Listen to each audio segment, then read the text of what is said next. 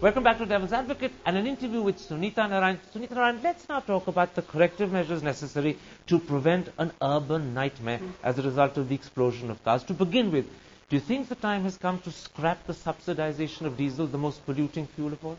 Oh, absolutely. I mean, because what you're allowing is cheap and dirty motorization. I mean, and the government is losing on every litre of diesel that we use in our private cars. If politicians won't bite the bullet and scrap the subsidization of diesel, would it be a suitable alternative to sizably increase the excise tax on diesel cars?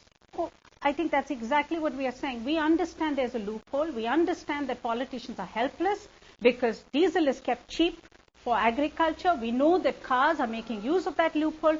So we are simply telling government, increase the excise duty. But I will bet you, Karan, that's something the government doesn't have the guts to do because industry will never let it. Well, we have a budget coming up in February. Let's wait and see. Would you say a second important step is to charge realistic fees for parking? For instance, in Washington, parking for a day costs $15. It's $30 in New York. It's 10 rupees in Delhi. You know, Karan, it's always amazing for me that we are allowing cars to come in without any of these regulations. I mean, just think, you and I, we go hunting for office space. We need a desk. We know how expensive it is to get that desk space.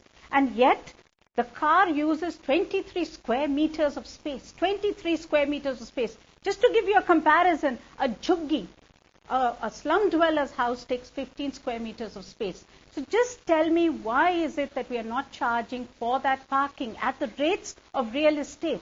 Your organization, CSC, a few years ago suggested that parking fees in Delhi should be increased to at least 120 rupees a day. Is that something you stand by? Well, we basically calculated the cost of providing that parking. And if you look at these multi-level parking lots that are coming up as an alternative, you essentially find to recover the cost you need to pay 30 rupees an hour. So we tried to give a slight sort of subsidy to urban dwellers and say 120 a day. But we know how difficult it is to get something like that. Do you think Delhi and perhaps Bombay need to go one step further? Do they need to emulate London and Singapore and charge congestion charges for motorists who insist on driving into the most congested part of town? Well, I think if you were to increase your parking rates, you would essentially have a high congestion tax. But if I can take us to another issue, which I think is equally important, and that's really what I call the mental barrier to change, because these are all, regulatory issues, but you can only have regulation if you believe that you can do things differently. When we brought in CNG into Delhi, everybody accused us saying, you cannot have CNG because nowhere in the world has it happened. We said this is a leapfrog technology. Now, the leapfrog that I am presenting is, you have cities in India where essentially large numbers of people drive by bus, not by car. Please understand this. 60% of this richest city of India actually drives by bus. The car moves less than 10% of the people, occupies almost 70% of the road space. Now the question is, can you reinvent that by essentially saying, I will not go through the car route, I will jump straight through the most affordable, most convenient public transport system? Absolutely. What you're suggesting, therefore, is a twofold strategy. On the one hand, you're saying, discourage the use of cars and thus take them off the roads without banning them, and instead encourage people by giving them incentives to use public transport. The problem is that you can only do the two together. You can't do them one after another. And at the moment today, public transport in India is neither reliable nor is it extensive. For some, it's not affordable, and certainly it's not efficient.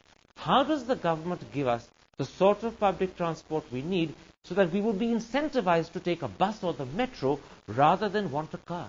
If I can just be very blunt about this, by stop talking about it and by doing something on it. Let's be very clear. We are talking about a transition. We are not talking about adding a few buses onto Delhi's roads. We are talking about a transition of a scale that has never been done in the world. The government can do one thing very simply. You say act, don't talk. But what is the action needed beyond the simple answer of throwing more money at the problem? What are the specific steps?